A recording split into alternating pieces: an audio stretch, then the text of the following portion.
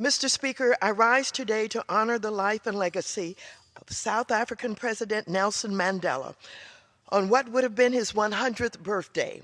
President Mandela, or Madiba as he was affectionately called, was a revolutionary and transformative leader who forever changed the world through his steadfast dedication to freedom, equality, and human rights.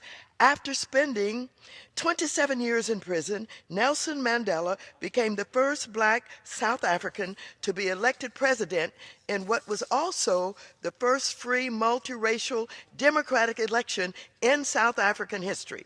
While President Mandela used his administration to dismantle apartheid, combat institutional racism, and began the process of racial reconciliation in his country, his efforts also taught the world the power of one man having the fortitude to sacrifice his own ideals for a cause greater than himself. To me, Nelson Mandela is more than a world-renowned hero. I had the distinct honor and privilege of calling him a friend. His leadership of the international anti-apartheid movement encouraged me to take action here in the United States, where I served as the Los Angeles chair of the Free South Africa movement, organized countless anti-apartheid rallies in Los Angeles, led a sit-in at the South African Consulate General Office in Los Angeles, and was even arrested during a protest at the South African Embassy in Washington, D.C.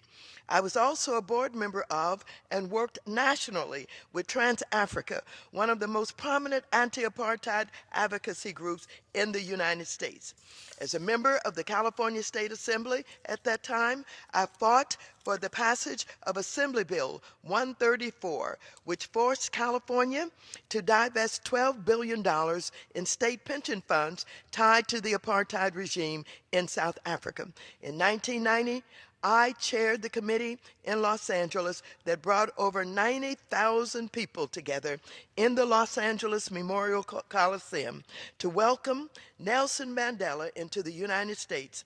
And I also traveled with the official United States delegation to South Africa in 1994 to attend his inauguration as President of South Africa.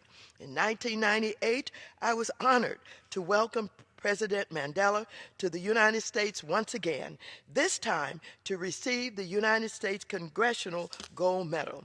In honor of his 95th birthday in 2013, I organized an event here in Washington called the Celebration of the Life, Legacy, and Values of Nelson R. Mandela in Emancipation Hall of the United States Capitol Visitor Center. The celebration was attended by my colleagues in the Congressional Black Caucus, leaders from both the United States House and Senate, and representatives of national and international civil rights and humanitarian groups.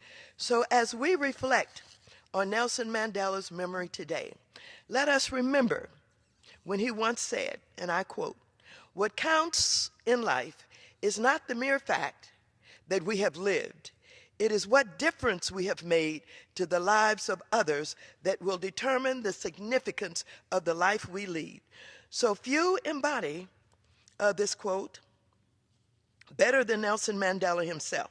And it is my sincere hope that my own career in public service can live up to this extraordinary example.